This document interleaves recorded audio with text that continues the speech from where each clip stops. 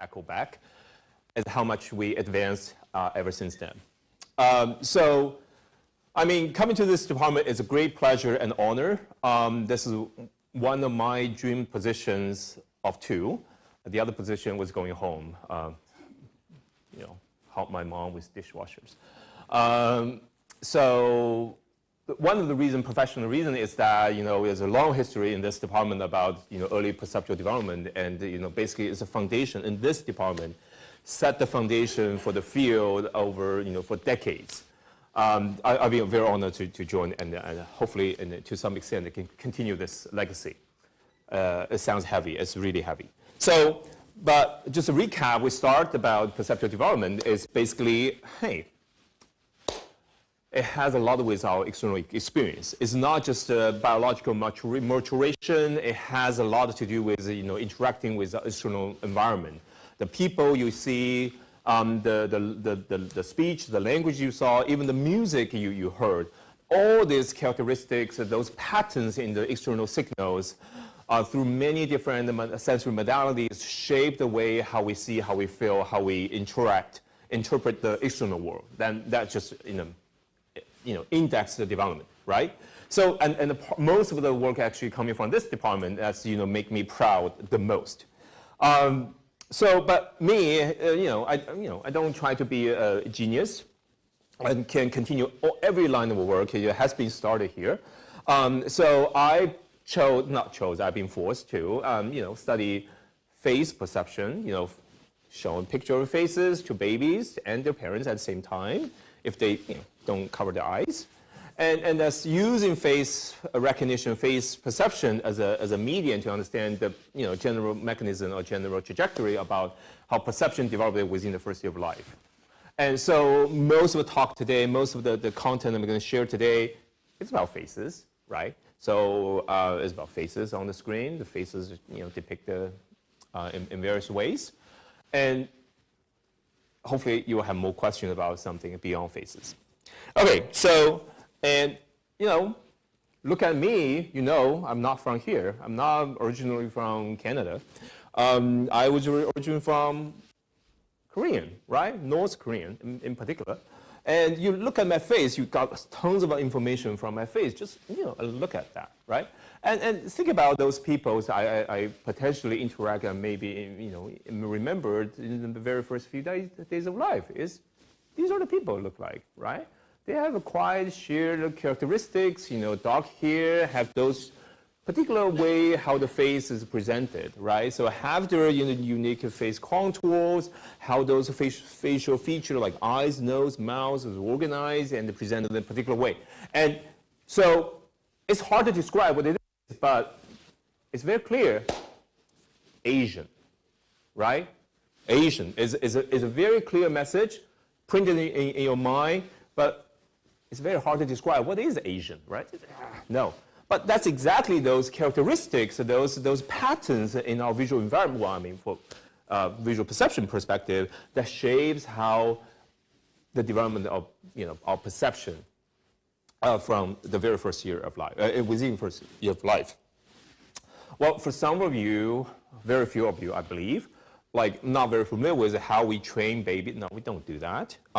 Include babies into our research project. And understand their ability to recognize faces without asking them or their parents, is that we use the experimental psychology approach, design a study experiment, and then we test it based on their looking and the timing of their attention, allocation, and to understand. And so here's a very typical paradigm, has been used since the 1960s or 1950s, right? So we call it habituation. So what do we do in the domain of face recognition? So we show a picture of a face like that for a certain amount of time, or until the time when infants get bored, right? And then we show them again. And we show them again. And we show them again. And again. So if you see the same face over and over and over, exactly the same things in the locked testing room with limited lighting, and there's no other things can attract your attention. So assuming you're a baby, you'll get bored. You get really, really bored, and you're like, I just don't want to continue. This doesn't make any sense. It's the same thing. There's nothing new. There's no toy. There's no joy. There's no sound, right? And so you can imagine the time they allocate, look at the screen, look at this picture, would drastically drop as the progression of you showing repetitively the same picture, right? So we'll do the same, right? Like you listen to my talk. But this is a golden opportunity that we're able to test their ability to differentiate or recognize faces, right? In this case, we're going to show them a different picture of a different person on the screen. And if the running logic is that if infants could tell the difference between two faces or two people, then the looking time will recover from the habituated, we call post-habituation phase, moving on to a novel phase, right? So we showed them. And the difference between the two scores in terms of time, how much time they actually look at the screen, is we call this habituation has been used as a golden index to understand the perceptual discrimination abilities in infants, pre-verbal infants, right? And we use exactly the same technique to understand the development of the face recognition capacity. So in this case, race is a critical factor. Why? Because in most of the scenarios, race really dictated the level of exposure, the level of familiarity about particular type of faces, right? So, you know, the study I'm going to show you, the data I'm going to show you, we did this in Japan, which is quite a monocultural, monoracial society. And so most of the faces and peoples infants could interact with are Asians, right? And on the contrary, they have little experience and little opportunity to interact with people of whites. And similarly, you know, going to European countries, some European countries, before immigrants come, you know, Poland, if you think about that, a lot of our own people will be white, and on the contrary, Asian faces will be quite rare. And so then we contrast the race of their own versus race of a novel race, a face of a novel race, to the contrast will index how much experience will play the role to dictate and shape the developmental trajectory. And so at the very beginning, 3 months of age, you see they reached a quite good, equal level of face recognition capacity, right? They're all above chance. No differences was observed between own versus other race in terms of race, face recognition capacity. And what happened afterward was something really shocking, and have been replicated across the world, across decades. And that is, infants remain or improve in the ability to recognize their own race faces. At the same time, they lost ability and they lose ability to recognize faces they're not that familiar with or not that relevant in their everyday life, such as other race faces. And this developmental trajectory has a beautiful name called perceptual narrowing, because your perceptual capacity becomes specialized, narrowed down to the particular category of stimuli that is mostly socially relevant to your everyday life, which makes a lot of sense. Why do we need to care about people that it doesn't exist in my household? No, right? So the same thing happened to other domain modality, music, speech perception, so and so. This has been running there for 40 years. It's a robust phenomenon, replicates cross modalities, cross country, cross context, cross many things. It's super robust. But unfortunately, on the other hand, think about this, it's still a very descriptive statement. It's just a description of the outcome, right? It doesn't really tell you too much about what mechanism. You know what causes it. The cause is the environmental factors. You know the outcome is the specialized perceptual capacities. What's in the middle? What's in the middle is similar to how every time we look into psychology, that it's a gray box. We do not know much about this. Not to mention there is no way we can directly test them, right?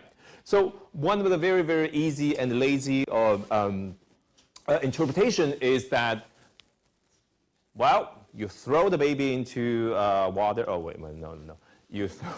Don't do that. You throw, what's the sponge into water, and you absorb whatever is the surrounding realm, right?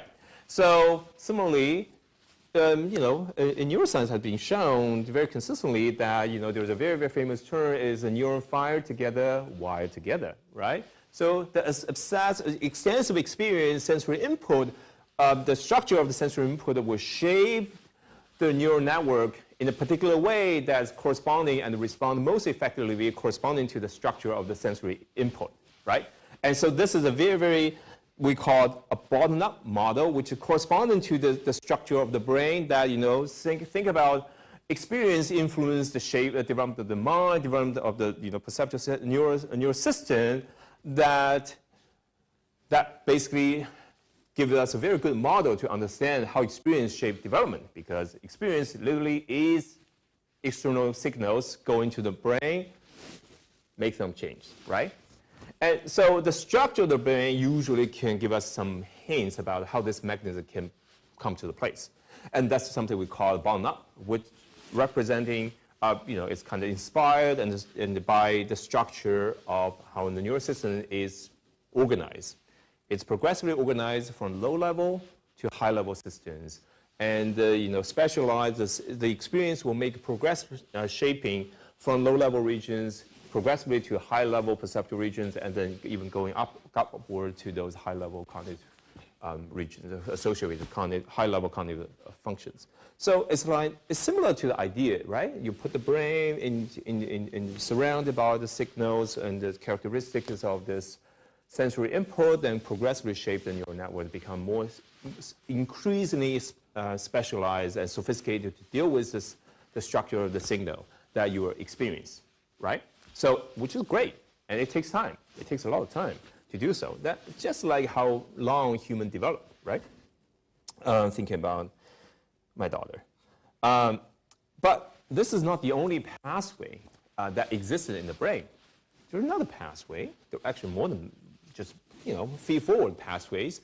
There are pathways where leaning back from high-level regions backwardly connects to those low-level regions. So the neural signals not just progressively from low level to high level, but they'll do the same. They'll do the opposite way as well. That enable a lot of functions, enable a lot of a perceptual function that cannot be simply explained by sensory input. So one of the very famous finding in neuroimaging work is that by showing stimuli like what you see on the left side, one block of the image will be completely removed or covered, occlude. So basically, sensory input has been occluded, right? So this wide area is basically there's no sensory input. So what they found out is, random-topically, they see, V1, V2's response corresponding to those regions.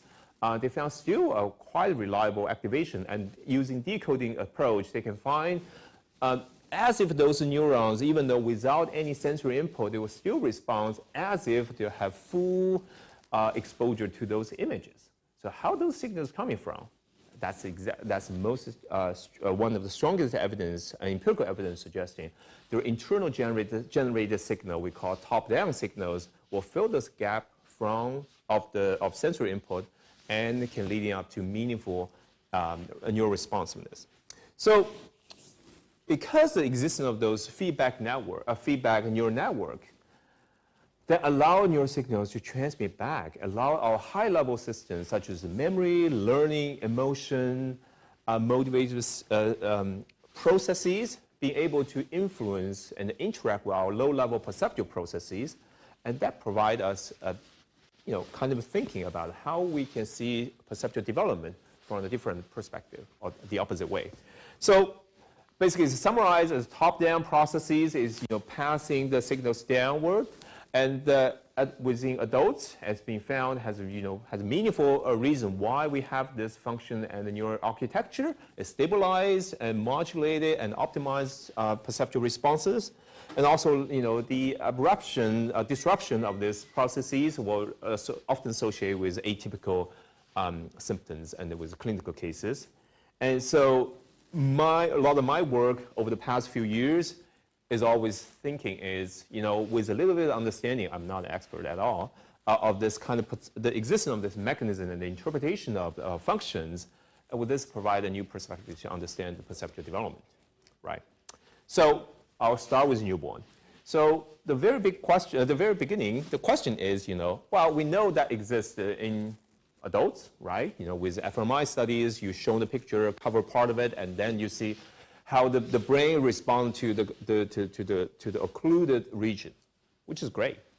But the first question is this neural architecture or capacity or something as a developmental outcome, which maybe come out at a certain point as a result of maturation of your neural system, or maybe this is already exists in day one that allows you to translate external information or experience into adaptive change cognitive system or cognitive capacities.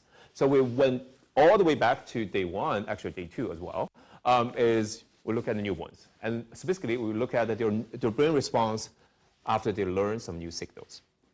So we use FNIRS. It's a kind of localized neuroimaging technique, similar to EEG, much cheaper, and much portable. You don't need to wash them, actually, which is the best one of it.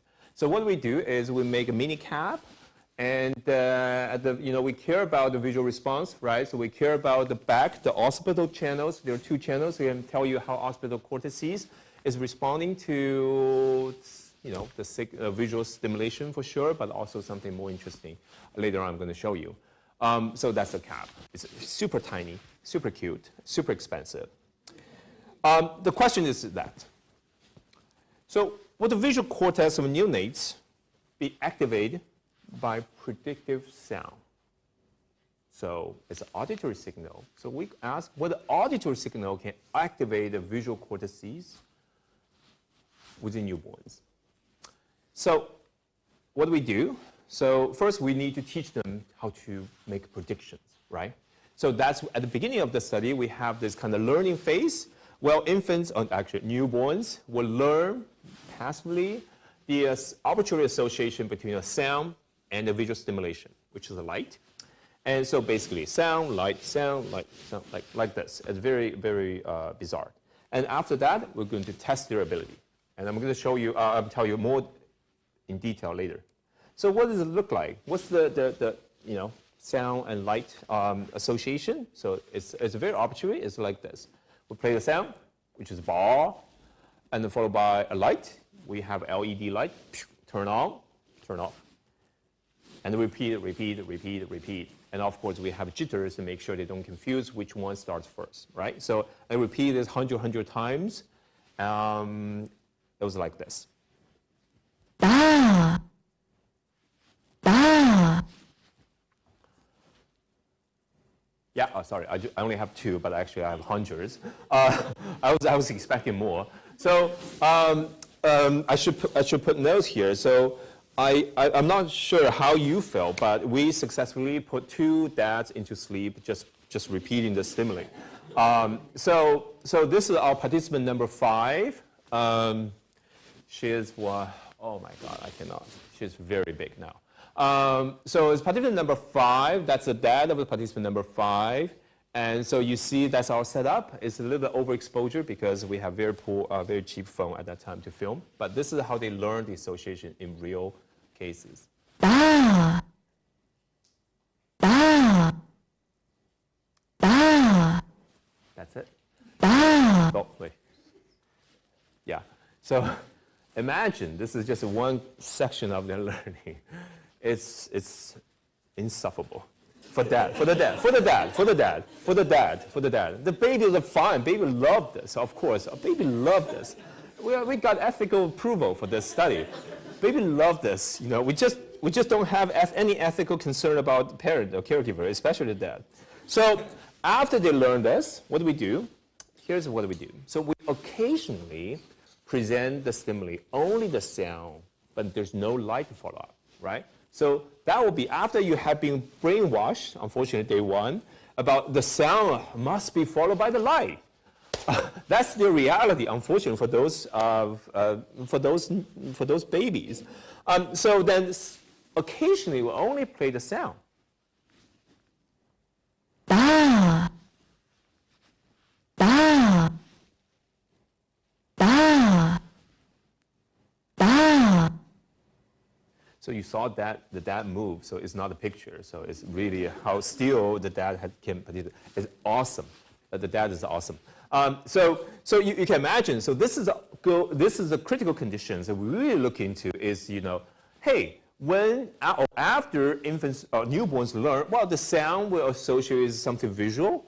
Whether when we surprisingly only play the sound, but not followed by the light or visual stimuli, how the back of their head, their visual system is responding to that. Would they get surprised or they're expecting something, right? So that's something we're looking into.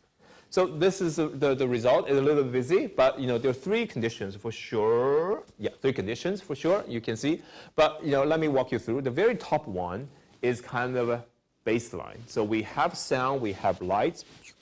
So it's kind of the brain should work. So that's basically our check. The brain should work.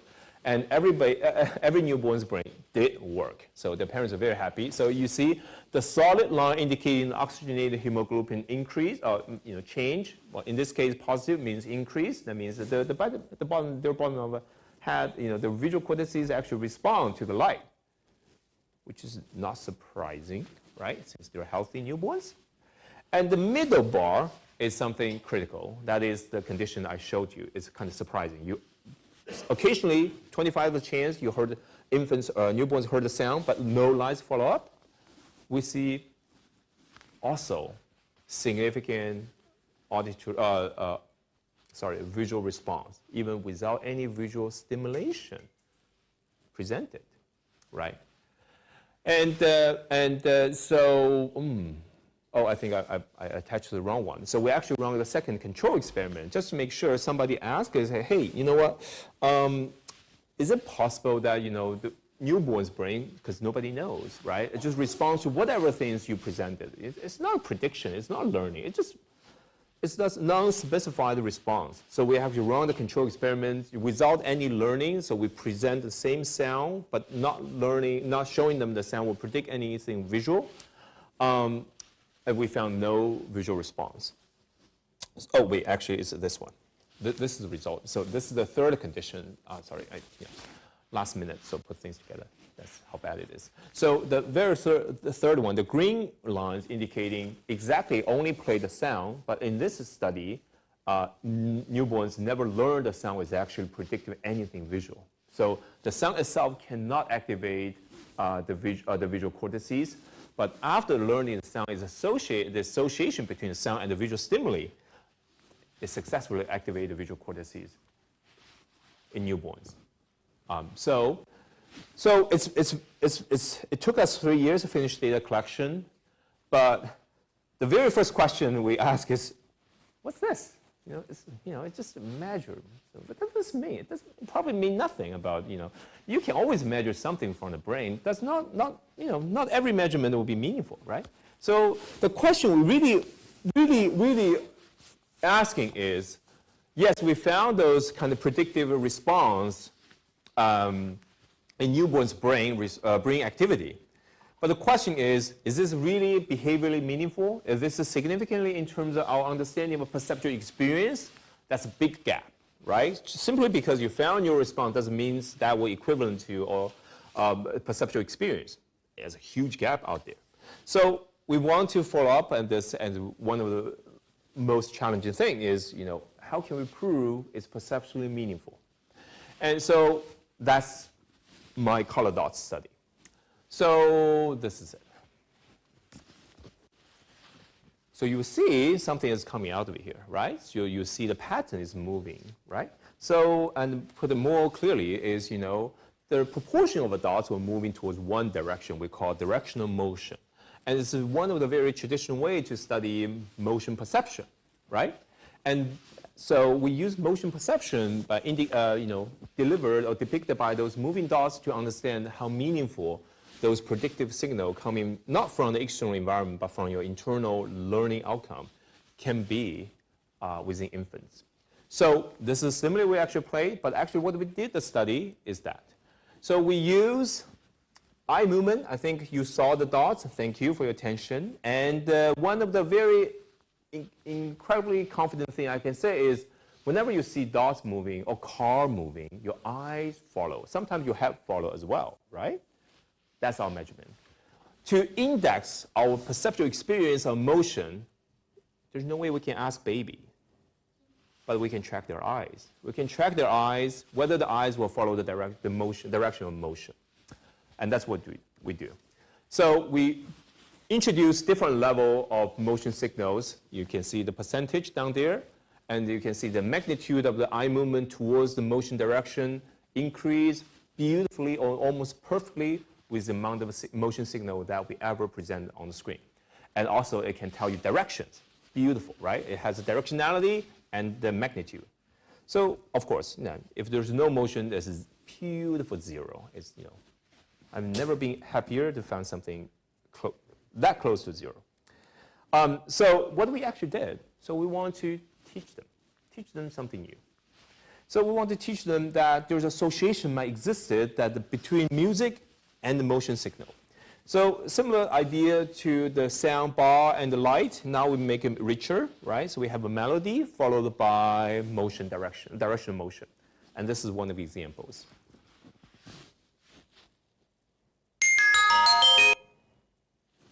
Right? This is more acceptable if we repeat 20 times, right? And not only we have this, we have a different version that go and teach a different melody. It goes to different direction. So basically, throughout the learning, infants learn two associations. One melody goes to left, go with the left motion. The other melody goes rightward motion. Great. And during the test phase, follow the same logic. We play the same melody, two different kind of melodies. But in this time, we present non-motion. It's not like there's no motion, it's there's no direction motion. All 1,200 dots moving randomly, chaotically on the screen, just like this.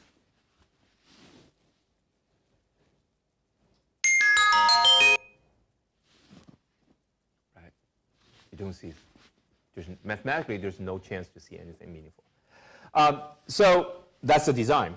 And that's critical, is once infants learn the association or predictiveness of this melody, whether those melodies would drive their eye movement towards a cued direction as if they saw something move towards that direction. That's the question. So again, we can verify when actual motion presented, that's the result we saw in their eye movement, and that's the result we saw when there is no actual motion, no direction motion presented. So their motion perception, or more specifically, their directional eye movement is purely driven by the sound, the melody that they heard. And we replicate this. Great. Around 6 to 8 months of age, in conclusion, infants are able to engage those kind of top-down or predictive-driven perceptual experience around this time of age, right? It's kind of, oh yeah, they have this one other things to put their inventory, put on their CV, say, hey, we can do this at this time of age. But then the question comes into more serious is, is this, yes, we know there's ability out there, but is this ability really interact with the perceptual development? Or this is a completely separate capacity that we don't need to really bother at all, right? So a similar idea is, when we open up the textbook, cognitive psychology, something like that, you see chapter 1, sensory something, chapter 2, perception, chapter 3, attention, chapter 4. It seems that all these capacity was modulated, modularized, is, they don't talk to each other. You can peacefully and comfortably study one element without thinking about the other. The same idea.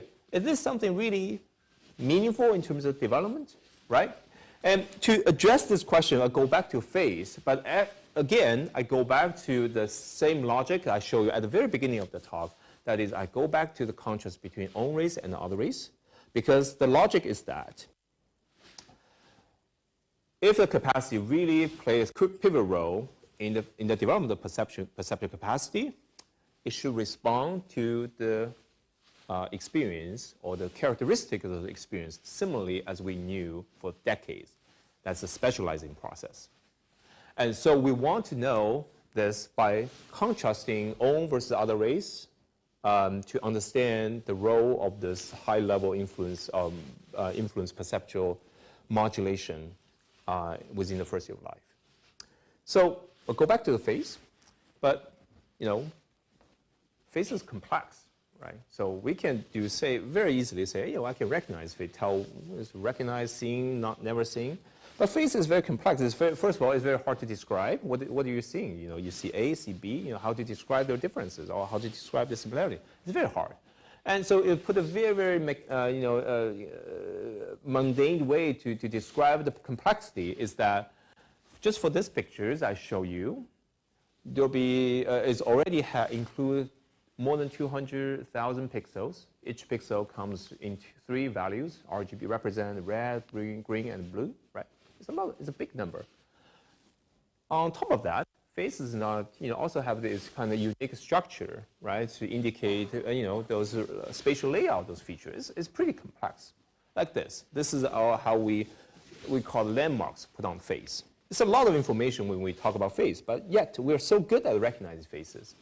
And even though most of research over the past decades study looking at ability to individualize or individually process a single face, but in reality, as I showed you, we see so many people, so many faces. I'm looking at many faces, but you probably only look at one face, which is mine, right? So each individual face is already that complex. How are we able to have a full appreciation of so many faces altogether? Because that's basically defines our visual experience. So many people around you, especially babies, right? Nobody around me anymore. So how could the brain deal with so high level complexity? So let's do a task. Some of you already did that. So just look at those faces. Pay attention, maybe a little bit of attention. Okay, now it's a test. And so which one you saw? Which one of the face you saw, right? See, you have that. You don't have to indicate, I read your minds. I read your mind all the way. So what happened is that you saw the one on the left is kind of looks more familiar. Why? But I never shown the same picture. But you saw, wait, no, hold on. The face I saw is quite similar, right? So what happened normally in the brain is, we don't represent individual faces, individual face. Instead, we represent a prototype of the faces that we saw in everyday life. We average them. It's kind of, we do a calculation mean, we compute the mean of the faces we know, and then reduce the complexity, because now all the faces we saw, we can reduce to one number, and plus some of the deviations, which is delta, right? So that's a very simple model to understand how the brain is representing so many faces, which is kind of learning process. How we learn and process so much information, condense and consolidate in our system, in the cognitive system, right? And so this is one of the models we want to see is how this model can help us further understand the perceptual development within the first year of life. And so what we did was exactly the same, similar, highly similar to what you just experienced. And we show infants a lot of faces highly similar. So we have mathematically controlled that all the faces, they all share one common features. As indicated on the right side, those icons, they all have half of the faces are coming from the blue face, kind of we call the prototype face, right? But they also have coming from the other half, other unique faces. After they saw those faces, roughly for a minute, or actually 50 seconds, and there were 12 faces like those, and they would go into the test phase. So during the test phase, you're going to see the real prototype faces against a face they never seen, which is normal face. So the hypothesis is very simple, or the prediction is very simple. If the infant's brain will automatically learn the commonality of those faces and form the prototype, their attention should go to something they never seen, right? If they could not, they probably equally well spend the equal time because none of the faces we actually shown, right? So and then we do exactly the same procedure for own race faces they're familiar with, and for other races that they don't familiar with, right? And you can think about, before I show you the result, you can think about what could be possible the result, right? So think about this is such as a very fundamental ability, and we have infants have tons of experience with people of their own race, and think about how this fundamental perceptual capacity will integrate all these perceptual learning mechanisms will be reflected in dealing with when they're dealing with face of their own race versus face of other race that they never seen before. Think about what's the prediction of the result, and now I'm going to show you the result. The result is completely surprising. Every time I show this, that is, we found very little evidence about showing the formation of a prototype face for own race faces in this paradigm, but we found significantly prototype formation for other race faces, the faces it doesn't represent in infants' daily life, right? And we did the study here, third floor, with our eye trackers, right? So pretty robust here, and you see the different significant differences. And this is within subject design.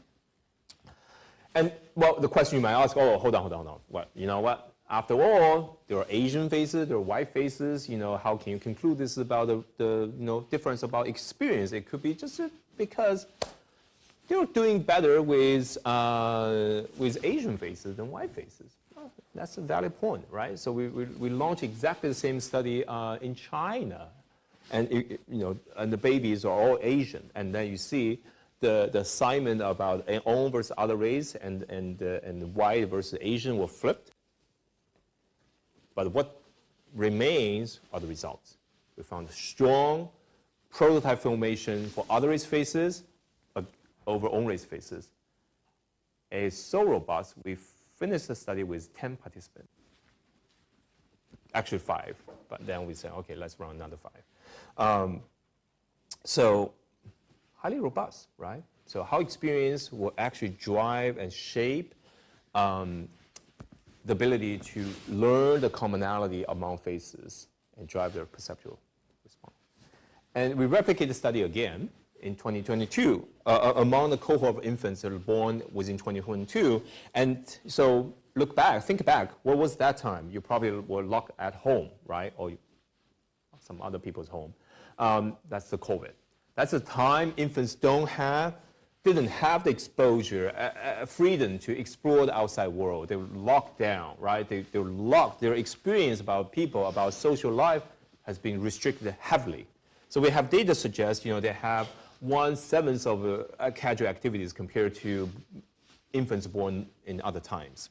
So how infants during this time will see. So Canadian, locked at home, can't imagine what's the outcome. And so what's found is, for the development, those differences, the advantage of prototyping other race faces in comparison with the own race faces, because we do the subtraction, increase significantly with age. So that means with infants getting older and older, while they only were exposed to people of their own race, they were showing stronger and stronger prototype advantage of other race faces, of people that they don't know. A year later, infants were back. Oh, sorry. Another cohort of infants were born, and they were back as normal. They have a normal exposure. They can get outside and see people playing in the park and the shopping mall, right? And first of all, we replicate the result for the fourth time. And what about their development change? It's completely the opposite. Thanks to the multicultural environment, society in Canada, southern Ontario, then those casual interactions outside give them a lot of exposure to people of different races, and potentially those exposure will reduce and diminish the difference between races as infants grown up towards their first birthday party. So that's a contrast we see. Not only we see the summarizing, the learning of the commonality of faces change and drive by experience and change as they grown up, but also we see a quite significant plasticity here. When infants are born in a quite diverse environment, and those race effect will goes away naturally within the first year of life. Okay, so again, going back to this model, people will say, wow, this is overly simplified, because you cannot just argue like, the brain just store one picture to represent entire human beings, right? So it's overly simplified. So what actually we can improve this is we can add some dimension on top of the average phase, on top of the prototype phase. That we say, you know what, I add some dimensions I can vary so that I can make individual faces consistently and vary in a consistent way, right? So these dimensions are, we call, mathematically we say is principal component, something I just learned this morning. And so what's that? I went to many talks, and a lot of people say, oh, this is a principal component. These are independent components you can vary and have some meaningful outcome. And so you know what? It's very simple. I bet most of you play video games, right? And nowadays, at the beginning of the video game, before you play, you can actually play, you spend tons of time to create your own characters. You drag those bars like this one. You choose the eye colors, right, hairstyles. I think most of you have done that, experts, right? So you drag a lot of bars along many different dimensions. That's how you see principal component. That's just many very different independent dimensions that you can drag and change the values that are leading up to meaningful change in terms of appearance of a face. Okay, so I try to find more attractive ones, but fail. So mathematically, what we can do is we can throw a bunch of faces to the algorithm, and the algorithm will tell us what are the principal components and what's the weights for each component, and then it will draw a beautiful, I can say always say everything is beautiful, mathematically beautiful representation of faces. And then in this case, we can independently manipulate how faces look like or different in a consistent way and independent way. So here is just an example about I throw 130 faces to the algorithm and I extract 130 dimensions. We call it principal component. And then the the orange dots indicates that when you stack those dimensions together, then more and more you can recreate the faces as a real face. So, so that's the idea, but nothing competes this video. So I want to visually prove you that on the left side, is the left? Okay, on the left side is the original face, is a real face, picture of a real face. On the right side, what you see right now is the prototype face, which basically is the average. This is a video. I'm going to play the video, and you're going to see something change. As the video will play, meaning that I will add more and more principal component on top of the prototype face. You can see on the top, you can see how many principal components I add on top, and you will visually experience how that will recreate the original face as I mathematically add those components on top. Here we go. Right? So I really love this because it's kind of we can describe our perceptual experience using mathematical terms. It's beautiful and accurate. So that's how we're going to do this, to understand another layer of how the brain is representing faces. In addition to the prototype and how we're going to represent those dimensions, then differentiate faces. So how are we going to do this? So of course, we'll create a new bunch of faces, tons of faces, and face pictures. And you can see, just, have a general impression. You will see, wow, these are faces. These are 16 faces, by the way. And you will see, oh, wait, hold on. Well, the face on the left, two columns, looks very different from the face on the right columns, right? But the rest of it, they have some differences, but not very meaningful. Yes, that's exactly the impression I want to give you. That is, it's very clear that you see, wow, there is one way I can describe the contrast, the best contrast. There's one way I can best describe the contrast, the differences among those faces I'm seeing right now, right? And so that's the concept of principal component, that your brain started to extract the best to differentiate faces among a lot of exemplars. And this is how we did with the study. So we show the face one by one, there are 16 faces one by one in front of the baby. And so throughout this learning process, we're expecting the young mind will extract not only the commonality, that's the prototype, but also the best way we can tell how these faces are different. And so basically to represent the way represent the principal component in the brain. So how we're going to test the existence of this dimension, the formation of this dimension, is that we're going to show them a new face that varies along this familiarized or extracted dimension versus another face varied along a new dimension they never experienced before. But those faces are equally distant perceptually or mathematically equally distant from the prototype. It's just the way how the face varies is in the familiarized dimension versus in the novel dimension. So it's complex process, but the brain can deal with effortlessly, even for newborns. But again, our question is not about whether newborns whether infants can do it or not. But the question is how experienced will influence or participate or interact with this capacity to index the participation, the role in development. So you see the figure is no longer that pretty. It means it's an ongoing project. So what we found is the opposite. We found this time, first of all, we found the race effect. It's very exciting, but the direction is completely opposite to what we know about prototype formation, right? The extraction we call PCA learning, the principal component analysis learning, or we call the extraction of dimensions, we only found with own race faces, but not other race faces, and there's a significant difference. And these are the infants we tested last year here in Canada. And we found a kind of marginal suggestion in terms of developmental trend as infants growing up, they're getting stronger, better and better to extract the dimensions for own race over other race. It's approaching, but not there yet. But we have new data to add now. We haven't. And of course, why not, right? I shipped the same study to China because they're Chinese babies, they're Asian babies there. So we do exactly the same thing. And the large sample size, I have to say, especially I don't need to pay. And we replicate the study. We replicate what we found in Canada.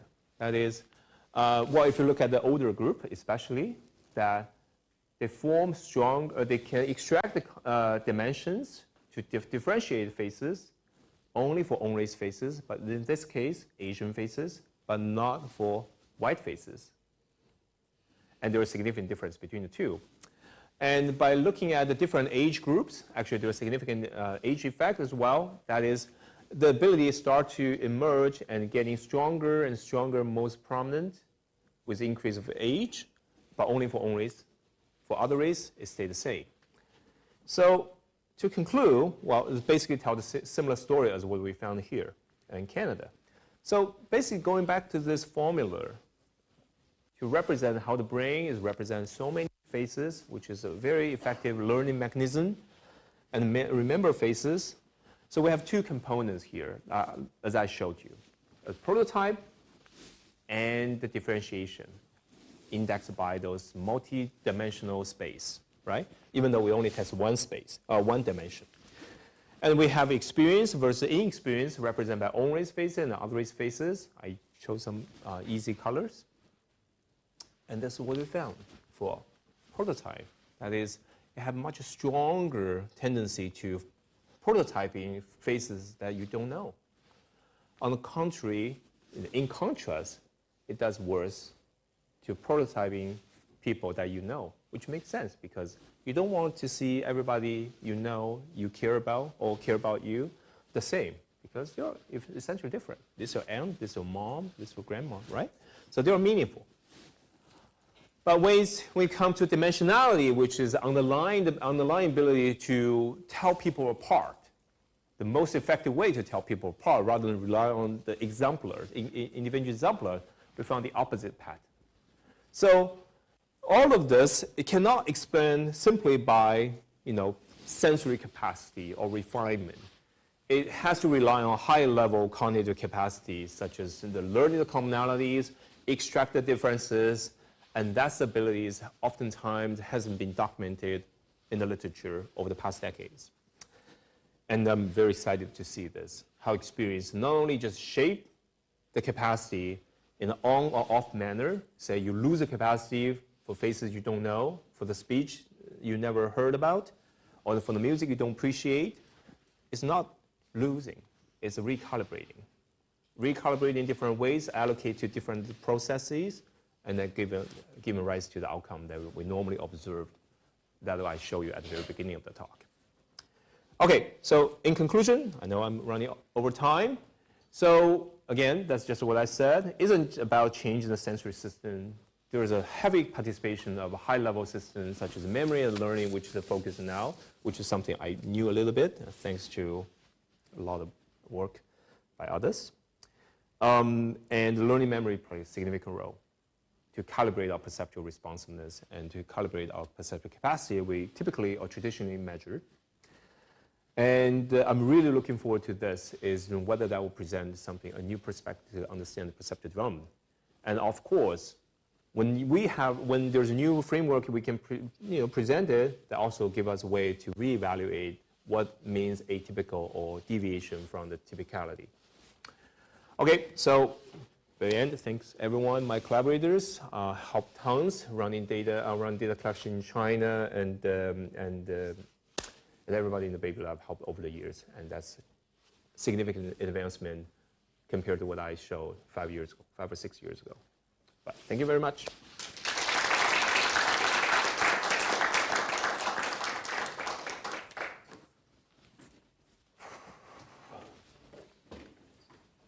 Yeah, it's gone. Yeah. Very nice talk, thank you. I think I understood most of it, which is incredible.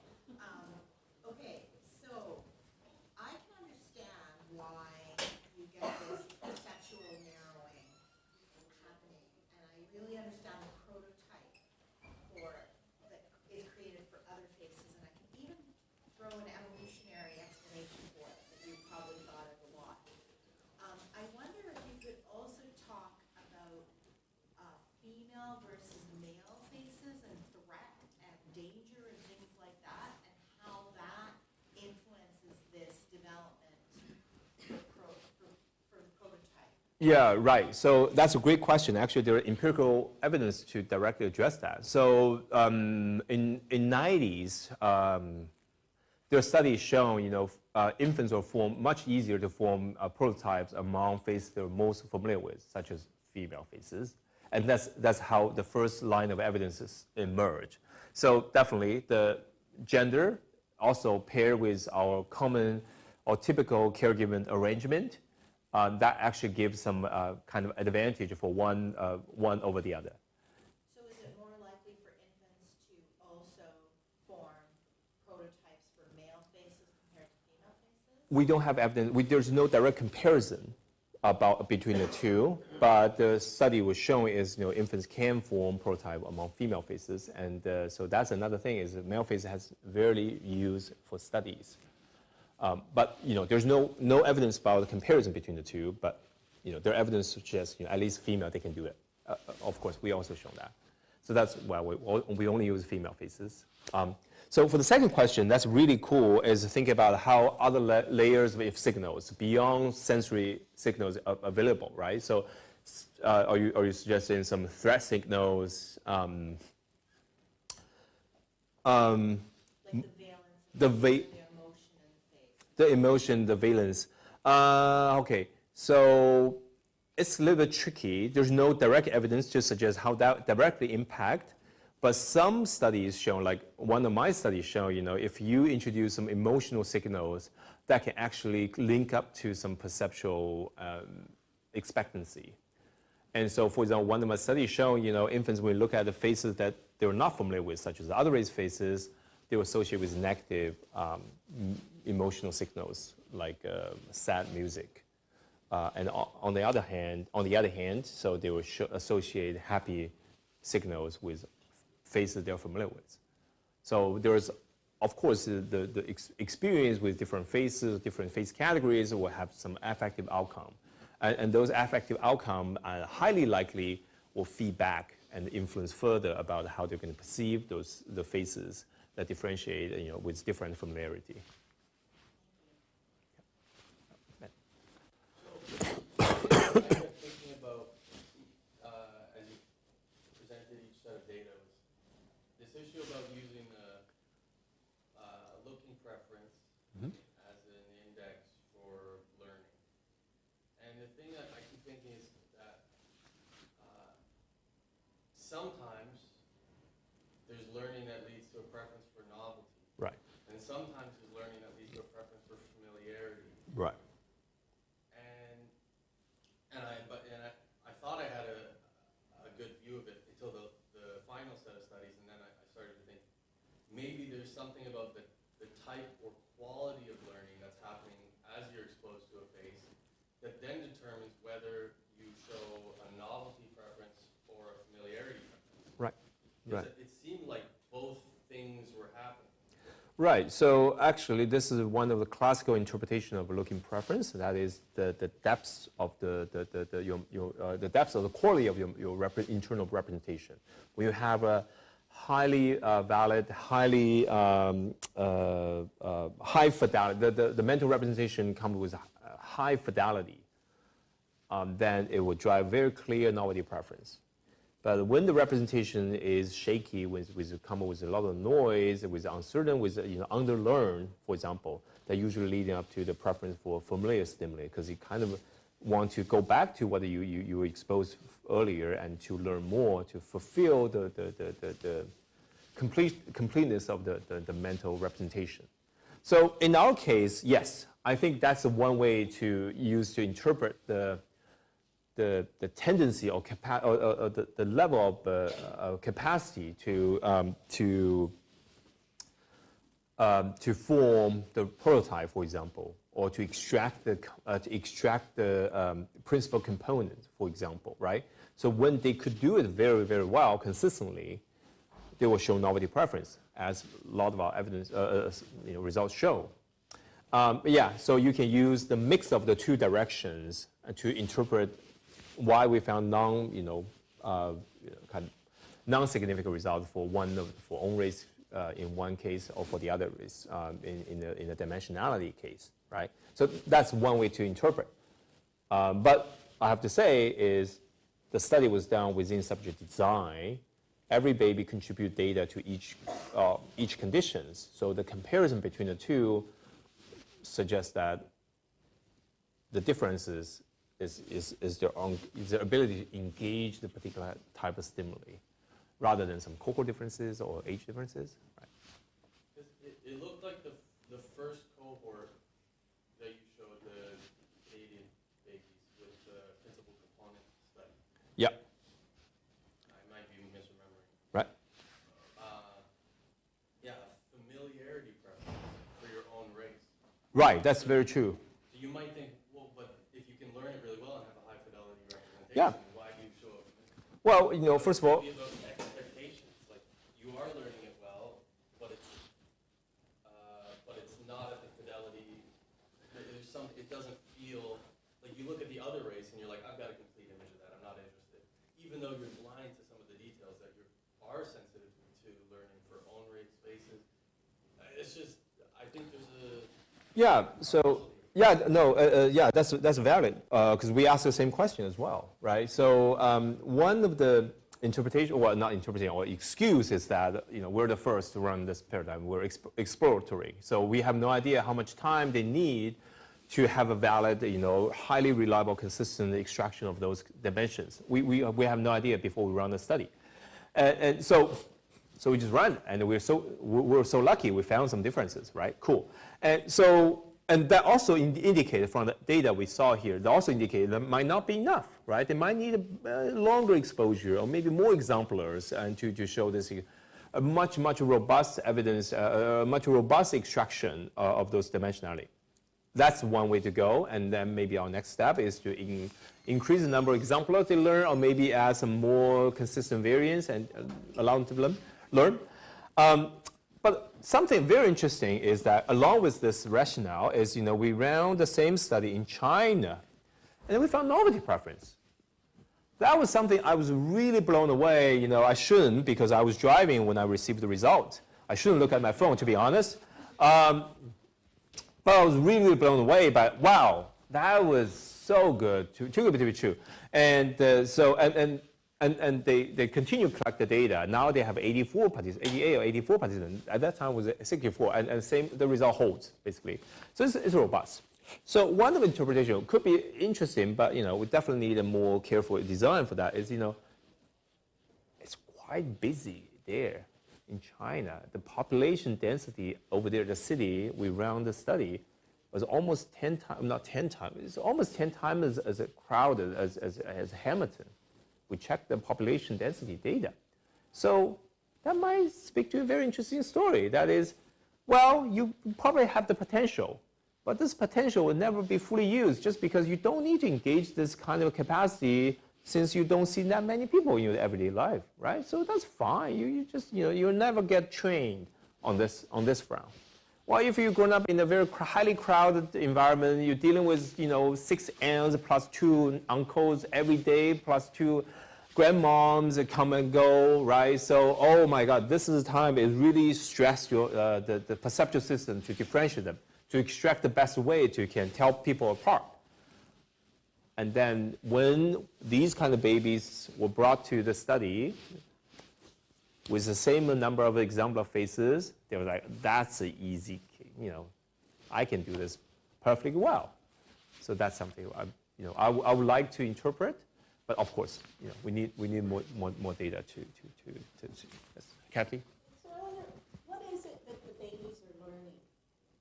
Uh, Right? So you did your principal component analysis. Did you look at the basis vectors?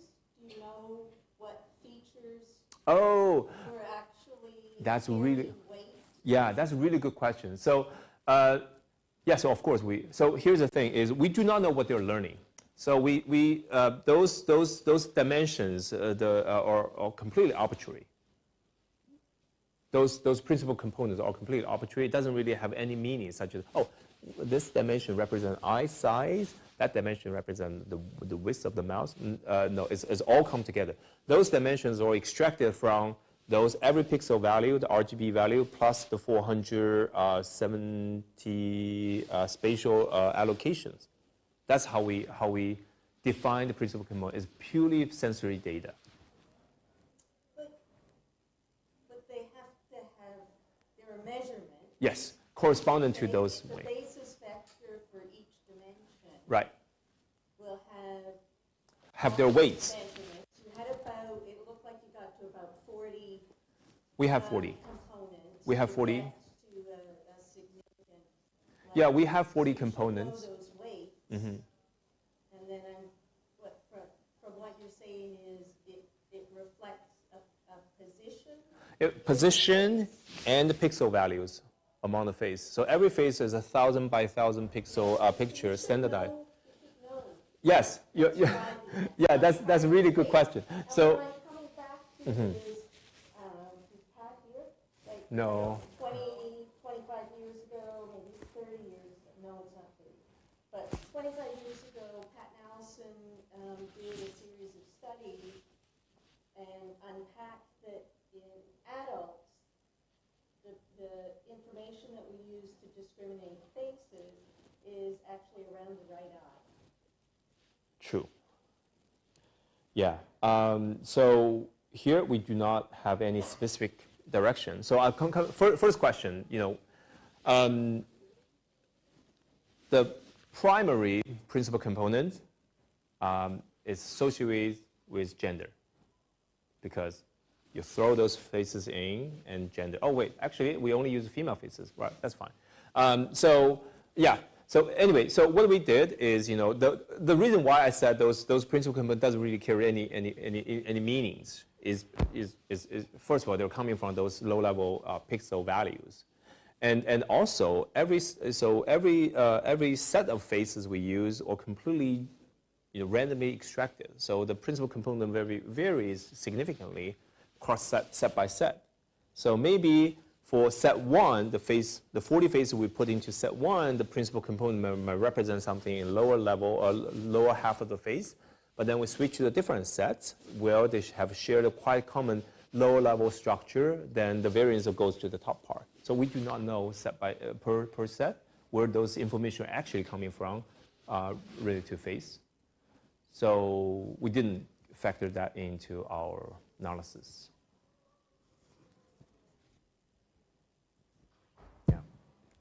Okay. I'll ask one quick question and then we'll end. How about mixed race babies? Great, right? So that's exactly what we do not know. We don't have very large amount of mixed race babies, but you saw those Canadian white babies. They are very promising just by casually exposed to people of different race on the street, on a shopping mall, right? So if it's mixed race babies, then potentially they have much high quality mixed race exposure. And so I can expect something even better, or even, in terms of the effect of a race, the effect will be even smaller. Like those those white babies and those white Canadian babies shown as they grown up, as they gain more and more mixed race exposure. That's my prediction. But we don't have any data because there was so few.